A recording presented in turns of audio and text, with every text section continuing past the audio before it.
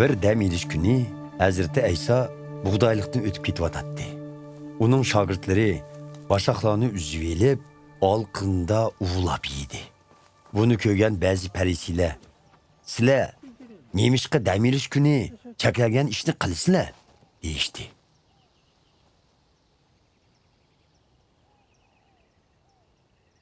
Hazreti Ayso Padişah Davud ve onun hemralarının aç qağanda qandaq qığanlığını muqaddas yazımlardan oqumğan mı?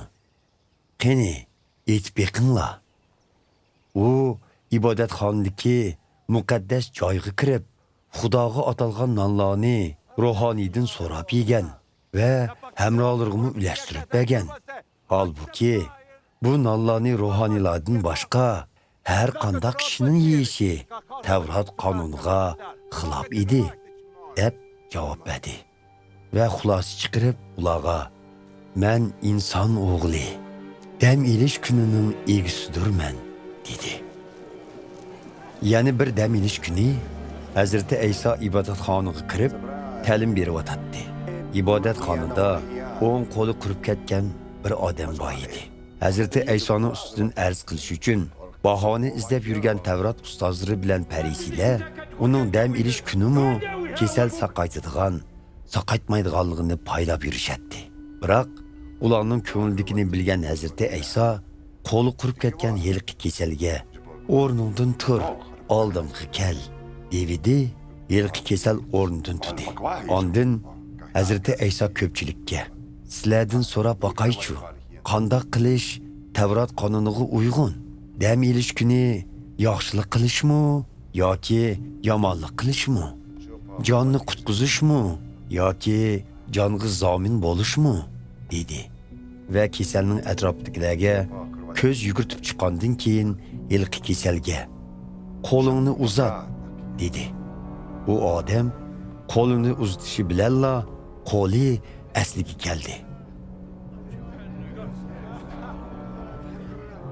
Amma Tevrat ustazları ve perisler intayin gazaplanıp Hazreti Aysoga qandaq taqobul turish to'g'risida maslahat tushdi. Bir kuni Hazreti Ayso duo qilish uchun toqqa chiqdi. Bu yerda Xudoga kechicha duo qildi.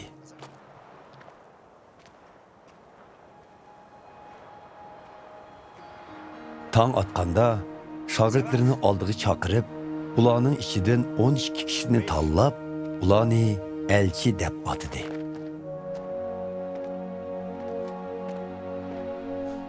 Ular Simon, Hazreti Ayso uni Petrus deb atagan ve onun inisi Ender, Yaqub, Yuhanna, Filip, Bartolomay, Matta, Thomas, Alpayning oğlu Yaqub, vatanperver deb atalgan Simon. Başqa bir Yaqubning oğlu Yahuda ve keyin Hazreti Aysoga sotqinlik qilgan Yahuda Ishqariyotlar edi.